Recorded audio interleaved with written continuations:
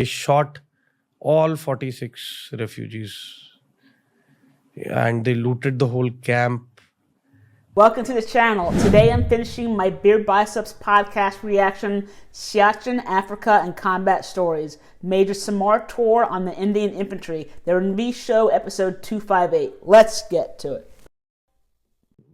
It was fine. We were focused on our training aid and weapon systems and regular routine and schedule that we had, interactions with the UN staff and training modules taking place for troops regarding human rights and protocols of fire drills and everything. And सब कुछ सब ठीक चल रहा था. But at the back of the mind, 10th of April 2013 का याद था सबको that we had received mortal remains. So be careful. Eventually, 6th December, things went wrong. And on 19th of December, evening 4 o'clock, there was an attack at a temporary operating base in Akobo, where around 3,000 Nuer tribe took over a UN base, which was being run by, which was occupied by our troops, UN troops. And how many troops do you think were there? We had approximately a platoon strength there, 30 people, 30 boys, and they had 46 Dinka refugees, which included people of all ages, including pregnant women, young girls, boys, elderly couples, young couples, 46. So eventually, when they came, they overpowered the whole site, and all were armed, and they did not give any reaction time, and they shot all 46 refugees. Why shoot pregnant women and children and older couples? The morality, I can't eat. Okay. That just pisses me off. And they looted the whole camp, and lot many things happened, which probably I'll not disclose, because 3,000 people 3,000 rebels, with ammunition. yeah, proper armed, along with machetes, because Of for course. them ammunition is very critical. So if they find an unarmed person, so they use a machete rather than wasting a bullet. What was the life of civilians at this time when this kind of a situation is breaking out? Overnight, we were not prepared. Overnight, we had 15,000 refugees walk into our camps. So where our barracks and accommodation was, the refugees were right outside. It was filled, like jam-packed. In fact, the cemented pathways that we had, we had to literally tell them to please get aside, we need to pass by. Things were that bad. The whole city, the city of Malakal, was totally overrun. There was a charge of thousands of rebels onto around our log base. Is it the same one you showed me? Yes. And Scary. It's like, it's way worse than what I've seen in the movie Blood Diamond, which showed sort of a version of Sierra Leone being overrun by rebels. This was way worse, what you actually showed me. yeah, If you ever get a chance to see the movie Blood Diamond starring Leonardo DiCaprio, it is great. And one thing I really like about the movie is that it shows what it's like to be indoctrinated as a child soldier and what they do to these kids and how they brainwash them. It was really sad and scary at the same time. I mean, you see the actual footage. There were child soldiers. I saw rebels with amputated arms, carrying a AK with just one arm, and even cocking that AK with their foot, and again getting ready to fight. I have seen soldiers of the SPLA come at the UN gate, and with his one hand, he's taking out his amputated hand and gesturing, "Doctor, put it back." And he had gangrene, smelling, a lot of flies and probably a bit of maggots there. He was injured for probably 2 days. My God. And उसने tourniquet बांधी हुई थी, blood red eyes on drugs. This guy came up to the gate, and the protocol is they have to surrender their weapon. Note down the names. He was sent to the hospital. This guy was operated, and there's a doctor, a colonel in the hospital where I made a call. I said, one guy is coming. He's carrying his amputated hand in his pocket. Just see to him, sir. Like, I'll do that. When I was deployed to Iraq in 2005, 2006, I do remember being on guard duty, and sometimes civilians would come up to you because they were sick or injured. And our protocol was this: we do not let civilians be seen at our hospital unless it's life, limb, or eyesight, or if we actually injured them, like in a firefight or something. Uska haath obviously was disposed of, got it done, his wounds. This guy gets up on the second day, comes back at the gate and says, give me back my weapon. I said, sorry, we've destroyed it. That's what our protocol says. It's been destroyed. How did he react? He didn't react much. He just walked out with the glucose, the drip that he had. IV. He just walked out. What does this do to you as an observer? As an observer, I tried my best. I told the hospital staff outside the SPLA, people were already there to take him with them. And I realized this is not going to stop. If this is the level of approach that they have, despite losing a hand after 48 hours, the guy is not even healed. He's ready to again go back without a hand into combat. I think terrorists probably have the same mindset as well. I said, where does it end? Yeah, you said something very interesting outside, sir. You said that the special forces is efficiency oriented and they're supposed to cause chaos in enemy lines. Behind Uh, enemy lines. yes. Behind enemy lines.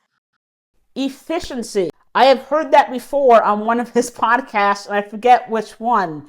It might have been General Dillon, or maybe it was Major Jacob, but he said that special forces is all about efficiency. If you do remember which podcast that was, then please drop it in the comments. The infantry has to deal with chaos being thrown at them and then figuring out what to do in the chaos. And everything that you're saying about Sudan is exactly that kind of a situation. It's just chaotic. You don't know who's against who. You just know everyone's aggressive. Everyone's out for each other's life. Now you're talking about this soldier who had his own hand in his pocket and then went back into, the war zone like it was just normal. In fact, the moment when he put his hand in the pocket to take out his hand to show it to us, my boys already cocked their weapons and pointed it onto his head. They were expecting कि भाई ये तो grenade लेके फेंकेगा हमारे पे. Because that has also Suicide happened. bomber. Exactly. And the worst case scenario was the rebel forces and the government forces were almost in the same uniform. They had just one band onto their arm, the rebel forces. For the viewers of this podcast, we just took a 2-minute pause in the middle. It might seem like it's continuous for you on the edit, but we took a 2-minute pause because this is where the chat gets a little bit intense. So you've taken off your blazer. Yes, I'm like, let's get it on now. Yeah. Let's talk a little bit more about this. You just spoke about the mindset of the people there, sir. I want to ask you what it's like when you're facing these people in combat. See, the moment there was a touchdown from the aircraft on South Sudan tarmac, the kind of perception that we were having airport, ऐसा होगा, ऐसा कुछ नहीं था. So we got closer to reality the sooner we started moving to our bases. Bases were approximately 500 kilometers away from each other. The most effective and quickest means of transportation was by Hepter. So we knew. Hepter, I'm assuming he means helicopter. I've never heard Hepter before. There's no backup. We are on our own. So it was on the 19th of December where I was telling you, October mein ye attack hua tha. We lost 2 JCOs. One rifleman Mandal was shot to the right side of his chest, gunshot wound. This is all in skirmishes. This is when the Nuers came and attacked and killed those 46 refugees and overran the Kobo camp and everything. And the worst part is that the newer officials who were part of the government came much later into the picture. They should have been there before to stop things happen. They came after everything was over. There we got a fair picture that things are going to unfold in terms of demography. कि जहाँ पे newer tribe ज़्यादा होएगा, Dinkas are going to get hit. Where Dinkas are going to be more, Nuers are going to get hit. So we were to prepare ourselves accordingly. कि भाई तैयार रहो at all our locations. So Malakal is the Upper Nile state which is adjoining North Sudan, Khartoum. It is very oil rich.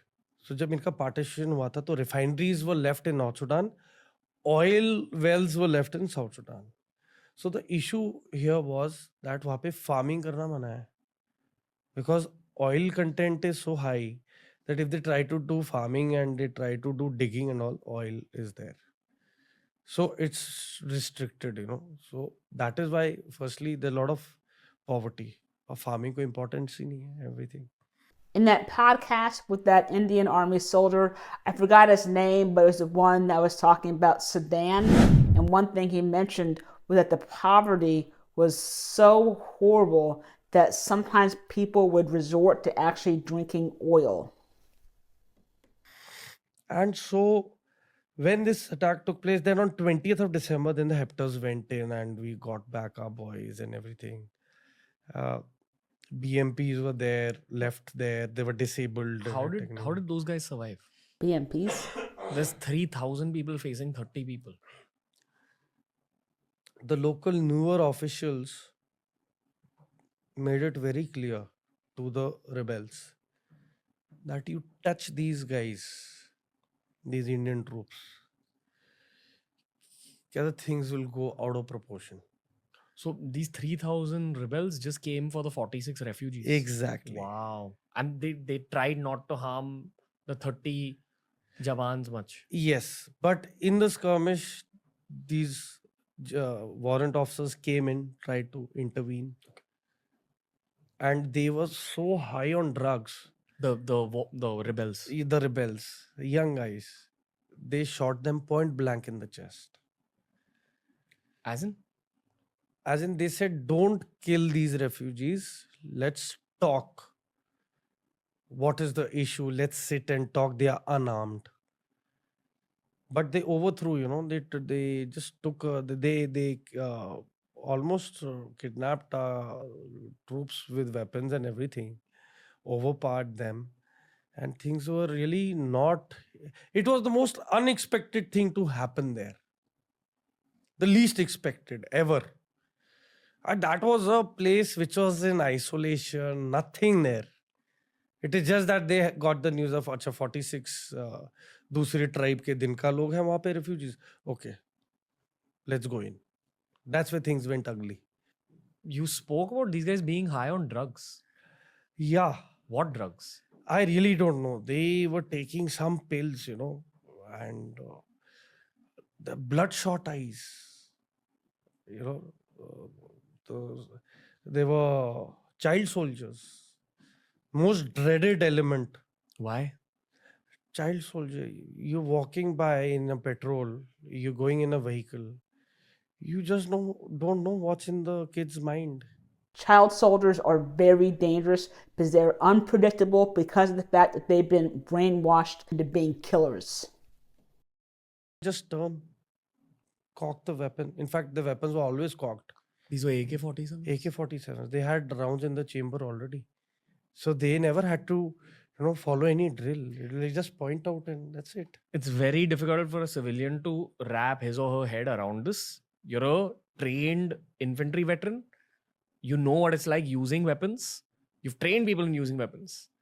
Yes. You have kids yourself. You have 2 sons. Yes. How do you mix the 2 worlds of weaponry and battle with a child's mind? I try my best not to discuss anything in terms of combat with my children. I mean, they're too young. My elder son is still 5-year-old, so he still remembers little bit of my slithering from the helicopter and when we were at Udhampur, jumping. He used to see these troops do the free falls and everything. He has very faded memories of it, but I try not to stress onto that, because you see, at an early age, if I expose my child to combat stories and everything, so by the time he's in 10th or 12th, for him it will be just a normal thing.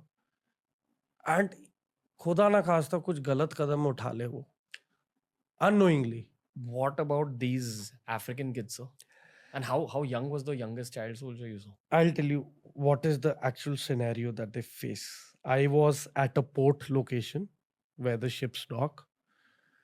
I saw a kid almost at the same age of my eldest son, Which is 5. 4 or 5 years old. He had a lock. He had a thread tied to the hook of the lock. He had at regular interval hooks of the thread, like loops coming out, knots. Fishing? In that, he put few grains of rice, took it out of our pocket rice, and few kids gave him worms. Yeah. Right? Fishing. So dur se, I didn't know what exactly he was doing with that. Later on, I found out. Ghuma ke na, he's throwing the lock right into the water. And then he's pulling it. So there's a fish called tilapia in the river Nile. So I saw him for almost 2.5 hours.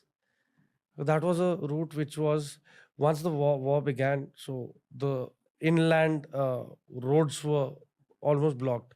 So it was the waterways through which the World Food Program used to get the food and everything, to these barges, these ships. So I just went and I saw, and I called him. I go, "What are you doing?" He said, "I am arranging for food for myself." I said, "Where are your parents?" So he said, "They're dead." So I said, "Whom are you with?" He said, "These are my group of friends with no parents." So I said, "So how do you manage?" So he said, "We listen to our boss." So that's one elder kid compared to others How in old? age. Probably 7 or 8-year-old. Wow. Just a bunch of small kids. And they get something, that's their food. And they're also taught how to use weapons? The child soldiers were probably 8 or 9 years plus of age. Probably they knew how to use it. That is why they were carrying the AKs. As a young officer of the Indian Army, you always are full of josh and jazba, junoon, and you're enthused about, okay, let's get this on, and I want to see combat and all. And trust me, I at times, when I sit back and I think I wished a bit too much, which I repent, because these are the memories which are etched into my mind till the day I die. Are you still healing from them? It's not about healing. It's about, as a warrior, I feel we were destined by God to experience this. It has made us mentally more strong and robust. And I don't see any healing aspect in it. I see a lot of learning aspect in it. What did you learn? I learned life is unforgiving. Survival of the fittest hai. If you don't make a move, either like termites, the system will eat you up, you'll be finished. Else you make the first move and save yourself. If you don't make a move, the other person is going to make a move and your head is going to be on the table. It's either him or you. So, कहते हैं ना, it's better you sweat and bleed in peace. I mean, you sweat more in peace so that you bleed less in war. The US military has that exact same mindset. The more you sweat in training, the less you bleed in combat. So, for us as infantarians, it's during training, it's sweat and even bleed for us during peace. Because that fear factor you can't live with. You got to live without fear. So, panga to lena hai without fear. I mean, the thing that pushes a human mind to face fear is fear itself. So that is one, it's an antidote. COVID हुआ था तो COVID का ही वो था ना virus which was injected into us. So to overcome fear, you have to face fear. Yeah. While we've had a very, very intense conversation right now, this is one of the conversations where I've spoken the least because I could just feel the things you were saying. And I didn't want to stop you anyway. I just wanted you to talk about the truth on the show. I think that's what people got to know. It's very important that stories like this are exposed to the public. We didn't have access to these stories when I was in college, when I was in school. And I feel like more people need to know the greatness of our military, our armed forces. So on behalf of the youth, sir, firstly, thank you for your service. Thank you. Really Thank appreciate Thank you Jai opening Hind. up. Jai Hind. On a personal level, I'm proud to be talking to you for such a long time that you gave me so much of your time, sir. I do feel there are many more conversations yet to be had with you. Definitely. But seriously, thank you for everything. And thank you for this conversation. It means You're a lot, sir. welcome. You're welcome, Ranveer. And I have a lot of messages for the youth, but probably we'll do it. Yeah.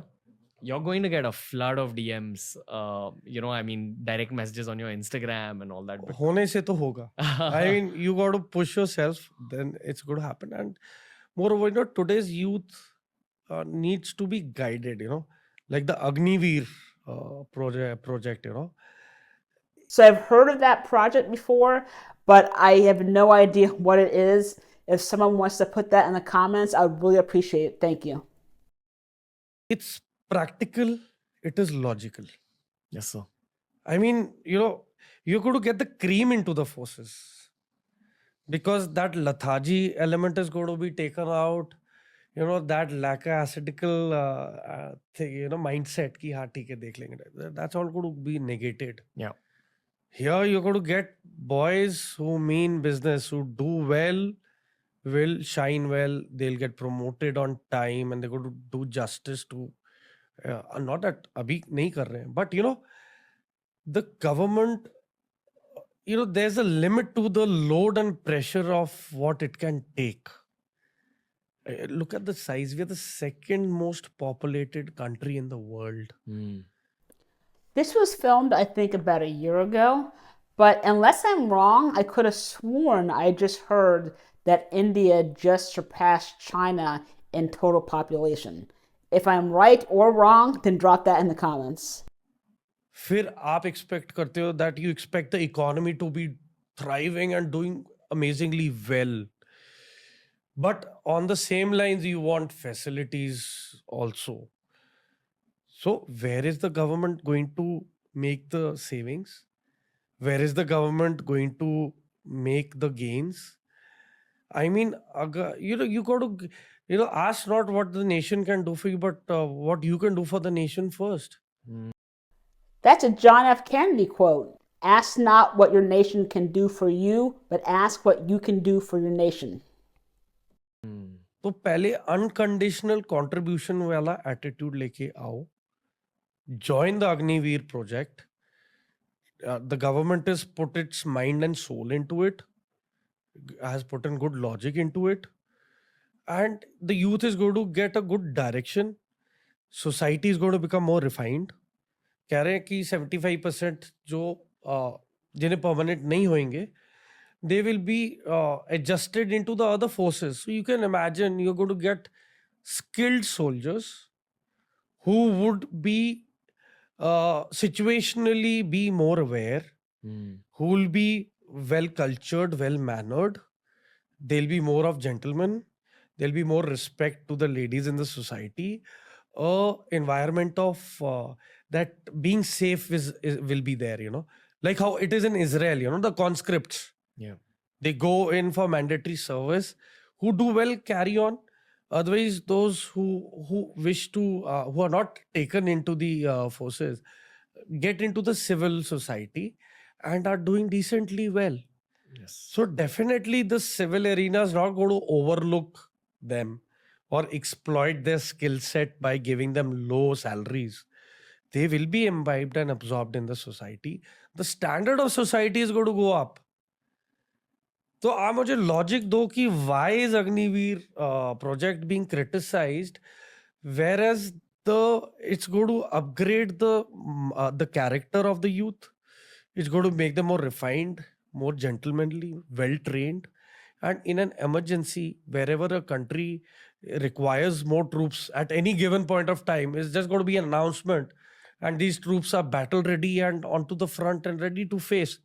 So probably even the enemy wouldn't be able to comply or put logical statistical data कि यार इनकी strength कितनी होएगी. So this is going to boost everything in a tremendous manner. So, this is a futuristic concept. And if you got to move on, you got to accept changes. Yeah. You can't be rigid. Yeah. So wherever we're heading in a very correct direction. And probably we are going to discuss the current affairs aspect in terms of warfare, urban warfare and everything. So yeah, so that's how things are going to move forward, you see. Major Toor, learned a lot from you on this one conversation. Looking forward to more. That's what I'll say. Thank you, sir. Jai Hind. You're welcome, Jai Hind. Cool.